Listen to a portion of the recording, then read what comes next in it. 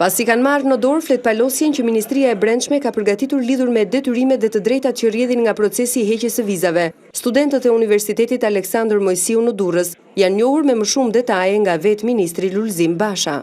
Në një bashkëbisedim të hapur me ta, Basha tha se lëvizja e lirë nuk presupozon një qëndrim rezident në vendet e hapësirës Schengen, ndaj ai kërkoi respektim të kushteve.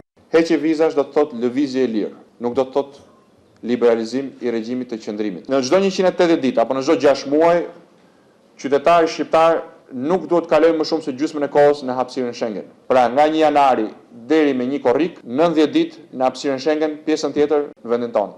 Nuk parashikohet as punësimi dhe as studimi. Ministri Basha kërkoi nga të rinjtë e këtij universiteti të angazhohen në sensibilizimin e familjarëve dhe të afërmëve lidhur me këtë proces. Një rekord negativ, pra një numër i madh individësh, qytetarë shqiptar, që abuzojnë, shkelin këto afate, mund bëhen shkak për penalizimin kuptohet të tyrin, të familjarëve të tyre, që natyrisht do të vuajnë faktin që ky individ nuk do të udhtojë më lirisht paktën për një periudhë kohe, që mund zgjas deri në 5 vjet, por që është më e keqja mund penalizojë dhe vendin në tërësi.